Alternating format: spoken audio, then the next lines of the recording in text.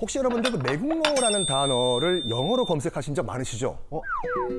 재성 씨. 네. 있죠? 영어 우리나라 말도 검색 안 해본 것 같은데. 매국노라는 단어를 이제 영어 사전에 검색을 해보시면요, 트레이터라는 표현이 처음 떠요. 트레이터라고요. 트레이터. 그런데 사전을 보시면은 다른 단어도 있습니다. 바로 매국노가 되다라는 표현이 become a quisling이라는 표현이 있거든요. 이게요.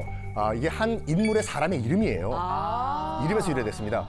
그것도 20세기에 살았던 비드쿤 크비슬링이라는 사람인데 노르웨이 사람이에요. 그러니까 노르웨이 국방부 장관까지 역임을 했던 노르웨이 정치인인데 이렇게 보시면 됩니다. 노르웨이의 이완용이라고 보시면 돼요. 원조구나. 전부 매국노 출신. 그렇죠. 노르웨이는 원래 그 덴마크의 일부였어요. 그러다가 1815년 나폴레옹 전쟁 이후에는 이제 스웨덴과 연합을 합니다. 그러다가 1905년도에 분리 독립을 해요. 자, 이 노르웨이에서 나고 자란 크비슬링은 내가 독립한 조국을 위해서 뭐 할 수 있는 일이 없을까 고민하다가 노르웨이 육군 사관 학교로 들어가기로 결정을 합니다. 이 크비슬링이 얼마나 이제 머리가 좋은 청년이었냐면 250명의 동기생 가운데 1등의 성적으로 입학을 합니다. 최고 성적으로 졸업을 해요. 꼭 매국노 그분들이 머리가 좋다고 그러더라고요. 맞습니다. 네. 안타깝지만 네, 우리는 다행이다. 다행이다. 우리는 아니에요. 다행이다. 절대 매국을 저지를 수 없어요. 네, 절대 할 수 없죠. 뿐만 아니라 크비슬링은 육군 참모본부에 들어가가지고 소령까지 진급을 합니다. 군내에서 탄탄한 길을 걸은 거죠. 그런데 점점 파시즘에 빠져들어요. 그러면서 독일 나치당, 히틀러의 나치당을 본딴 국민연합이라는 정당을 창당을 해가지고 국가사회주의 노선에 빠지기 시작을 해요. 1940년 독일이 이제 북유럽을 공격하거든요. 그러면서 노르웨이도 침공을 합니다. 크비슬링. 그 기회를 놓치잖아요. 바로 오슬로에 있는 노르웨이 국영 그 라디오 방송국으로 갑니다. 똑똑똑 국민 여러분, 오늘부터 노르웨이 수상은 납니다. 원래 있던 노르웨이 정부는 이미 수도 오슬로를 버리고 도망쳤습니다. 그러니까 노르웨이 군은 지금 즉시 무기를 버리고 항복하십시오. 방송을 한 거예요. 라디오 생방송에서. 생방송으로. 생방송에서. 생방송. 그래가지고 이게 방송 중계를 이용한 세계 최초의 쿠데타로 기록이 돼요, 이게. 와. 그러면 이제 독일이 들어오지 않습니까? 네. 이쁘죠, 크비슬링이. 노르웨이의 총리 자리에 앉혀줍니다. 그러면 크비슬링은 뭘 해야 돼요? 딸랑딸랑 나치 독일에게 잘 보여야 되겠죠. 그래서 철저한 유대인 말살 정책을 펴니다. 이미 오래전에 폐지가 됐던 유대인 입국 금지법 부활을 시키고 또 모든 유대인들은 다 재산을 몰수해요. 그리고 노르웨이 안에 있는 수용소로 다 보내버립니다. 이거 근데 크비슬링의 시대 오래 가지 못합니다. 1945년 아시다시피 2차 세계대전에서 독일이 패망을 하죠. 패망하자마자 크비슬링 즉각 철컹철컹 체포가 됩니다. 체포된 후에 그 재판을 받는 사진이거든요. 와, 이거 진짜. 반역, 쿠데타, 살인 등의 혐의로 사형 선고를 받고 한 달 만에 총살형으로 생을 마감합니다. 그런데 크비슬링에 대한 단죄가 이게 끝이 아니었어요. 간첩 활동을 하거나 비겁하거나 배신을 잘하는 인간, 사기꾼, 절도범 같은 범죄자를 가리키는 단어가 됐고 심지어는 바람 피는 애인에게도 이런 빌어먹을 크비슬링 헤어져! 최악의 욕이네요. 최악의 욕이에요. 다 갖다 붙일 수 있는. 안 좋은 욕이네. 데는 다 갖다 붙이네요. 그러니까 나라를 팔아먹은 배신의 대가로 죽어서까지 이런 모욕을 받고 있는 거죠. 이 매국이란 단어, 우리에게 상당히 익숙한 단어죠. 자, 여러분. 매국노라고 하면 누가 제일 먼저 생각나십니까? 이완용이죠. 바로 구한마을 가면 대한제국이요. 강대국 사이에 껴가지고 처절하게 생존을 위해서 투쟁을 하던 그런 시기였거든요. 이때 대한제국의 외교권을 그대로 통째로 일본에게 넘긴 주도적인 역할을 한 사람이 바로 이완용입니다.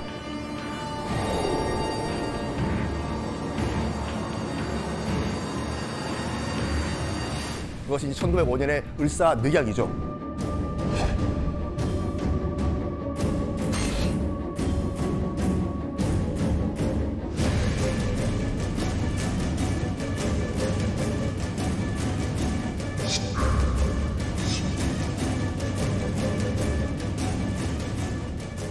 근데 저 작가님 제가 궁금한 게 있는데 조약이랑 늑약이랑 이게 차이가 뭘까요? 바로 조약이라고 하는 것은 A란 당사자와 B란 당사자가 동등한 위치에서 사인한 것이 조약이에요. 그런 반면에 한쪽이 강제로 체결한 조약 있죠. 이걸 늑약이라고 하거든요. 그래서 을사조약이에요? 을사늑약이에요? 우리 늑약인데. 을사늑약으로 하셔야 됩니다. 자, 그리고 을사오적 5명이 외교권을 일본에게 넘깁니다. 1905년 일이었죠. 자, 이런 과정에서 정말 주도적인 역할을 하는 것이 이제 이완용이거든요. 그래서 매국노의 핵심 인물로 우리가 기억을 하고 있습니다. 그런데 제가 생각하기에는 이완용보다 훨씬 더 악랄한 매국노가 존재를 했습니다. 친일 오브 친일이다. 1순위 친구가 있구나. 바로 윤덕영이란 인물이 오늘의 주인공인데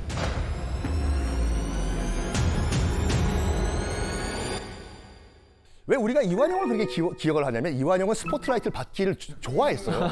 관종이었네, 관종. 아, 그렇죠, 그렇죠. 관종 그렇죠. 요즘 관종이었어요. 네. 그런 반면에 윤덕영은 관심 받기를 굉장히 싫어했습니다.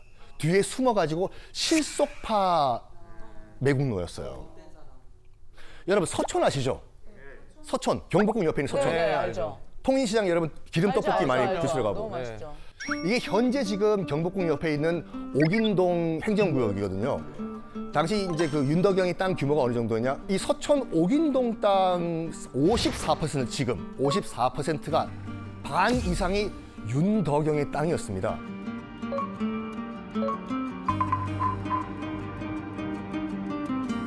축구장 8배 달하는 엄청난 면적이었습니다.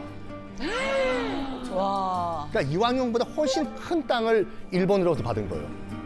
아니 그러면 사실은 저 크기의 차이만큼 사실은 윤덕영은 이완용과는 전혀 다른 방식으로 훨씬 더 강하게 친일의 행위들이 있었다는 걸 의미하겠네요. 맞습니다. 네. 1910년 8월 29일 나라가 망했습니다. 이른바 경술국치예요. 경술련에 일어난 나라의 치욕적인 날이다. 한일 합방이라는 표현도 쓰시면 안 돼요. 이 경술국치 일주일 전 8월 22일 날 창덕궁에서 대한제국의 마지막 어전회의, 국무회의가 열려요. 친일 내각들이 다 있고 장관들이죠, 지금으로 치면. 그다음에 당시 순종 황제가 앉아 있어요. 순종 황제, 빨리 도장 찍어요, 거기요. 겁박을 해요. 순종 이거 찍는 순간 자기는 역사의 매국노가 되는 거예요. 나라가 넘어가는 거예요. 맞아요. 이 모든 걸 가만히 듣고 있던 사람이 있었어요. 병풍 뒤에서요. 바로 순종의 부인, 순종 효황후 윤 씨였는데요. 뒤에 듣고 있다가 뛰어나와요. 너희들 지금 뭐 하는 거야? 하면서 옥쇠를 낚아채가지고 자기 치마 폭에 넣어버립니다. 여기에 친일파 내각들 멘붕이 와요. 아무리 친일파라고 하더라도 일국의 황후 치마 속에 손을 넣을 수는 없잖아요, 이걸요. 이때 야, 비켜. 이거 왜 이것도 못해? 내가 할게. 한 사람이 바로 순정 효황후의 큰아버지였던 윤덕영이었어요. 뭐라고? 큰아버지. 큰아버지. 같은 집안. 그러니까요. 아이고. 그래서 순종 손에 도장을 올린 다음에 강제로 도장을 찍게 만들어 버립니다. 그 순간 우리나라는 망합니다. 그래서 이렇게 보시면 돼요. 이완용은 우리나라의 외교권을 넘겼지만 윤덕영은 우리나라 전체를 넘겼어요. 맞아요. 그런 매국노였어요. 그 대가로 윤덕영은 고맙다라고 주는 돈이 은사금이거든요. 은사금이랑 공채증권 46만 원을 받았는데 1910년 당시에 이제 1원이 지금의 한 5만 원 정도의 가치를 가지고 있으니까 46만 원은 약 230억 원이에요. 이완용이 아니라 윤덕영이었네. 윤덕영 이름 외워야지. 윤덕영. 꼭 기억하셔야 돼요. 네. 그리고 이 사진이 이제 벽수산장이라는 산장, 윤덕영의 별장이었어요. 벽수는 윤덕영의 효거든요. 규모가 얼마나 컸는지 제가 벽수산장에 있던 자리에 정말 제가 어렵게 한 특파원을 제가 섭외를 했어요. 어쨌든 어른을 위해서 제가 정말 이 사람한테 제발 좀 나와달라고. 네. 어머! 아, 역사이다. 벽수산장의 흔적을 보기 위해서는 이 통인시장을 일단 거쳐 통과를 해야 됩니다. 근데 이 주변 전체가 다 윤덕영의 땅이었다는 거 아셨습니까? 친일을 한 대가로 일제에게 받은 땅이 이 주변 다예요. 그리고 저 밑에 내려가면 이제 서촌 우리가 먹자골목이라고 있지 않습니까? 거긴 또 이완용 땅이었어. 참 아이러니하죠. 네, 저거 보이시죠? 저 앞에 저 돌. 이게 벽수산장 입구 현관의 흔적이에요. 저기 빨간 벽돌 보이시죠? 저거 빨간 벽돌. 아, 여기가 벽수산장 들어가는 입구가 있던 그런 현관 흔적이거든요. 빨간 벽돌이요. 이게 지금은 옥인동 주택가에 있습니다. 자, 산이 보이시죠? 저기가 인왕산이거든요. 네. 네. 벽수산장이 있던 부분이고 여기가 대문이에요. 그 말은 대문 들어가서 걸어서는 못 가는 구조였어요. 차가 있어야지 이 벽수산장에 초대를 받고 이제 갔다 이거를 우리가 알 수가 있는 거죠. 뿐만 아니라 더 가슴 아픈 사진 하나 보여드릴게요. 여기가 지금 벽수산장이 있었던 것으로 추정되는 장소에서 제가 내려다보면서 찍은 영상인데요. 여기에 경복궁이 보여요. 경복궁 근정전이고 이게 엄청나게 큰 의미를 가지고 있습니다. 대한제국의 신하였잖아요, 윤덕영이. 근데 위에서 산 위에서 경복궁을 내려다보면서 조선왕실, 대한제국 황실을 비웃은 거예요. 별거 아니구만. 여기서 우리 파티하면서 경복궁을 내려다볼까? 굉장히 참 저 자리에 직접 가시면은 화가 납니다. 네. 벽수산장이 얼마나 큰 규모였냐면요. 일단은 그 안에 200평 규모의 연못이 있었어요. 200평. 거기서 뱃놀이를 하고 천장에 어항이 있었대요. 천장의 어항. 네, 옆이 아니라 아쿠아리움이 그 천장에. 당시에 천장에다가 그거를 설치했어요? 그렇죠. 그리고 우리나라 최초로 양변기가 설치된 곳이 바로 이 벽수산장이었어요. 좋은 거 다 갖다 놓네. 그러니까 윤덕영이 매일 밤 기생들을 불러가지고 여기서 벽수산장에서 파티를 했는데 명월관 출신의 한 기생이 이제 화장실이 급해가지고 가니까 이거 웬걸 측단은 없고 옹달샘만 있더구나 이런 기록을 남겨놨어요. 그래서 옹달샘 물만 떠먹고 나왔다. 모르니까. 자, 윤덕영 첩집도 있어요. 여기 가면요. 첩집이요? 첩. 가지가지 했네. 여기가 윤덕영 첩집 외관이에요. 지금은 잠겨 있어가지고 아무나 못 들어가요. 저 집은 그러면은 누구 소유입니까 지금? 국가 소유예요. 국가 소유. 지금 아무도 안 살고 있습니다. 제가 어렵게 또 이 안에 한번 들어가 봤거든요. 예전에. 지금 여기가 이제 윤덕영 첩집 아닌데요. 지금은 많이 낡았지 않습니까? 처마 밑에를 보시면요. 일반 한옥주택이 아닙니다. 궁궐에서만 볼 수 있는 그런 디자인으로 디자인됐어요. 무슨 말이냐면 이 집은요. 궁궐을 만드는 특별한 목수가 있거든요. 도편수가 지어진 집이에요. 윤덕영의 파워가 얼마나 컸냐 우리가 알 수가 있죠. 야 대단한 사람이다 진짜. 이 사람은 이 사람 어떻게 죽었는지 이제 너무 궁금해지기 시작합니다. 예. 그렇죠. 윤덕영의 최후가 어떻게 됐나. 정말 안타까워요. 왜요? 정말 안타깝습니다. 잘 살고. 천수를 누리다가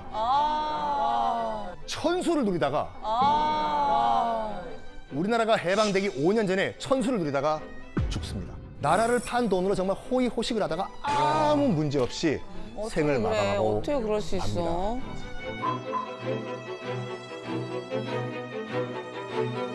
일본에서는 최악의 그 지진 피해로 기록된 지진이 있습니다. 1923년도 일본 중심지 도쿄와 관동 일대 규모 7.9의 대지진이 발생합니다. 7.9면은 엄청난 대지진이에요. 당시 사망자만 14만 명에 육박할 정도였는데 당시 일본이 어떤 상황이냐면 이제 1차 세계대전 후에 대공황을 겪고 있었습니다. 말 그대로 세계 대공황이에요. 그런 가운데 지금 대지진까지 일어났었습니까? 이 민심 동요 감당할 수준이 아니었어요. 일본 정부가 봤을 때도. 관심을 다른 데로 돌려야 돼요. 여기에 또 한 인물이 등장합니다. 미즈노 렌타로라는 인물을 꼭 기억하셔야 되는데 조선인이라고 하면 이를 갈던 인물이었어요. 조선인이 던진 폭탄에 의해서 다리를 크게 다친 사람이거든요. 이 미즈노 렌타로에게는 이 기회 정말 놓칠 수 없는 기회였습니다. 그 강요회의에서 이런 말을 해요. 조선인이 폭동을 일으켰다는 소식을 들었습니다. 그리고 이 얘기는 그 당시 경시청, 지금으로 치면 경찰청이죠. 경시청에 근무하던 쇼리키 마스타로라는 인물에게 또 들어가요. 그 기자들에게 이런 말 합니다. 조선인들이 폭도가 되었다는 정보가 들어왔다. 기자들은 경시청 고위 관계자가 그런 말 하니까 농담은 아니잖아요. 네. 이걸 일제히 신문에 실으면서 이 신문을 받아본 일본인들 조선인에 대한 공격을 시작합니다.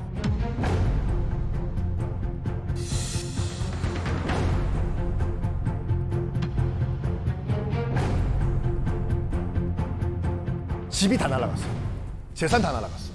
여기에 지금 신문에 조선인들이 폭도가 되었다라는 소식이 들리자 일본인들은 아무 죄가 없는 조선인들에게 분노를 터뜨리기 시작합니다.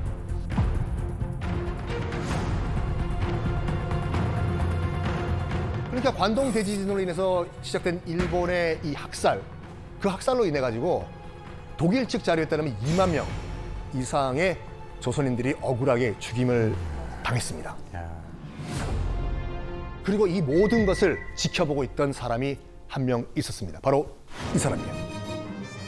이분이 누구시냐면 3.1운동 이후에 이제 국내에서는 독립운동을 하기가 이제 현실적으로 불가능하다라고 생각을 하셔가지고 일본으로 건너간 박열. 영화 박열. 이재훈 씨가 연기했던 영화 박열. 네, 그분이시구나. 박열 선생님이십니다. 박열 의사, 박열 선생님은 이제 일본에 건너가가지고 국내에서보다 더 활발한 항일 투쟁을 합니다. 그러던 과정에서 이 동지이자 이 아내인 여성을 만나게 되는데 그 여인의 이름은 가네코 후미코, 일본인 여성이었습니다. 이 가네코 후미코 여사도 정말 일제 만행을 적극적으로 이 항의를 해요. 일본이 이러면 안 된다. 깨어 계신 분이었군요. 이 과정에서 이제 박열 의사는 1923년 일본 황태자 결혼식이 열린다는 소식을 듣습니다. 황태자 제거하자. 그러던 와중에 관동 대지진이 발생을 한 거예요. 네. 수많은 조선인들이 죽었지 않습니까? 이때 박열 열사, 박열 의사, 그리고 아내인 후미코 또한 비밀 결사 조직을 만들었다는 혐의로 구속이 되고 기소가 됩니다. 근데 일본 경찰이 취재를 해보니까 폭탄을 만들어서 일본 황태자한테 던질 계획을 꾸몄다고 당당하게 얘기해요. 그렇다. 내가 던지려고 했다. 당시 일본 검사는 이런 계획을 세웁니다. 잘 됐다. 일본의 아픔을 이용해서 조선인들이 폭동을 일으키려고 했다. 연결을 시켜버려요. 참. 그래서 재판을 받는데 박열 의사는 재판을 앞두고 4가지를 요구합니다. 첫 번째, 죄인 취급하지 마라. 두 번째, 재판장과 동등한 좌석을 설치해달라. 세 번째, 나는 조선의 관리다. 조선 관복을 입게 해달라. 그리고 나는 일본어를 하지만 난 조선이기 때문에 법정에서 난 조선어를 쓰겠다. 조선어 사용권을 달라. 이거 다 받아줘요. 일본 사법부가. 박열 선생은 조선 전통 관복을 입고 법정에 들어가요. 재판 결과 일본은 박열 선생 부부에게 사형을 선고합니다. 피고 박열 사형 땅땅땅 내리자마자 박열 선생은 미소를 지으면서 이런 말을 합니다. 재판장 수고했네. 내 옥체야 자네들 마음대로 죽이지만 내 정신이야 어찌하겠는가. 초월하신 분이에요. 사형 선고 일주일 후에 사형에서 무기징역으로 감형을 해줘요. 여기에 박열 선생과 부인 후미코는 나를 사형시켜달라고 왜 무기징역이라고 사면장을 쫙쫙 찢어버립니다. 이후에 1926년 이제 무기징역으로 옥살이라던 중에 후미코 여사는 옥중에서 23살의 어린 나이로 사망을 합니다. 그리고 2018년 일본인이지만 일제에 저항을 한 가네코 후미코 여사는 세상을 떠난 지 92년 만에 독립유공자로 인정을 받아서 건국 훈장을 받습니다.